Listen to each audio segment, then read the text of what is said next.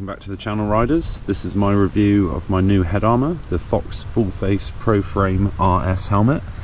This is in gunmetal grey, although my wife says it's more like duck egg blue. But whatever your opinion, I'm not reviewing the colour, I'm reviewing the helmet. This is what I like, what I don't like, and what I'm not sure about.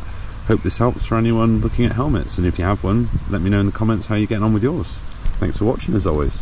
Fox kindly provide their very own under-visor helmet GoPro mount, which helps you line it up perfectly with the vents, and yeah, it's got its own little catch at the front, but probably makes it a bit more fiddly to remove, but it's, yeah, I mean, it's okay, and it comes with the helmet, so that's quite cool.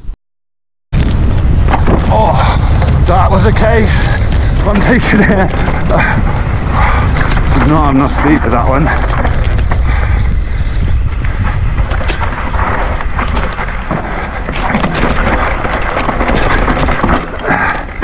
Oh, that was the bottom bracket.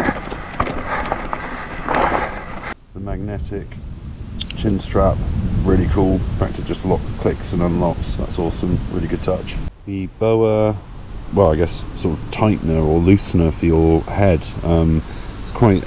I like this, although it makes the helmet a bit more fiddly to put on and off because you've got to adjust it each time. But that'll probably become muscle memory, to be fair. So I'm still getting used to it.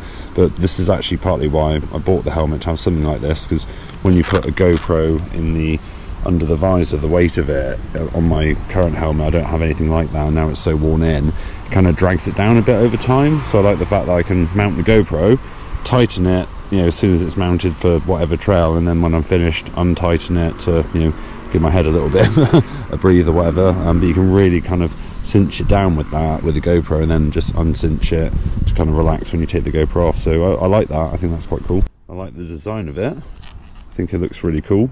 It's pretty light actually, given it's got MIPS and all the protection, so it feels fairly light. Kind of forgets on your head after a while, which is kind of what you want.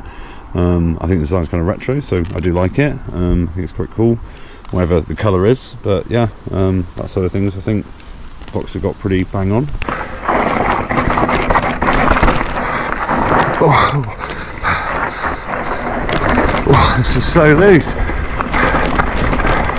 You get two different thinner and thick cheek pads, so you can customise that. That's a nice touch, and they just click in, so that's really good. What I don't like about it, I have to be honest, maybe it's because it's got so many adjustments. You can kind of move the boa tightener thing up and down the fastener into different positions, the different cheek pads, and that you've got to kind of persevere with it, because I think when the first 4 to 5 hours of riding, I was struggling to get on with it. I kept fiddling with it all the time, but when you find the right settings, which I have, and as it's kind of worn in a bit to my head, so that's the other thing you have to allow for, is giving it time to kind of mould a bit to your head.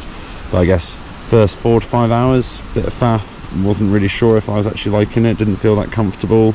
But now, probably 8 to 10 hours, it's actually starting to feel comfortable. I'm starting to enjoy it more. So but I think you have to hang in there with this helmet, and you have to definitely be prepared to faff about with all the different settings, and then if you do, I think, you know, there's a good chance you'll find a fit that suits you, but be prepared to faff with it effectively.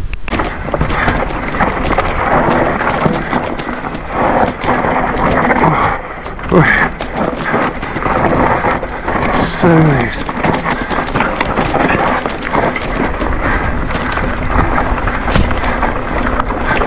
I guess in terms of other things not to like so much, it's pretty expensive as helmets go.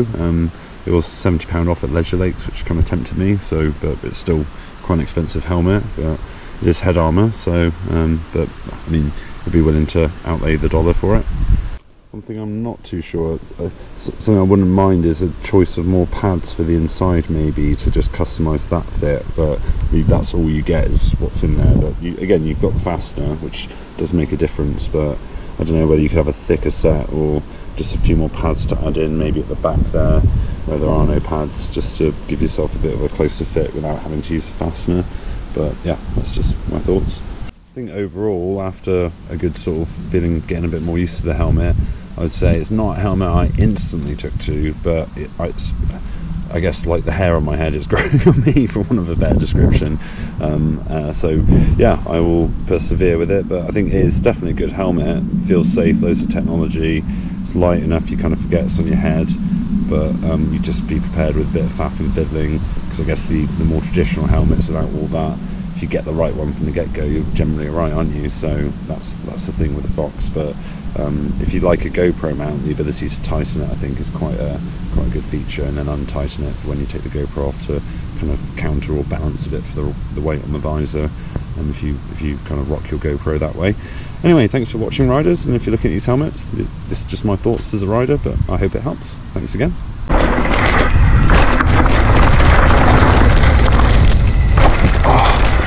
Yo!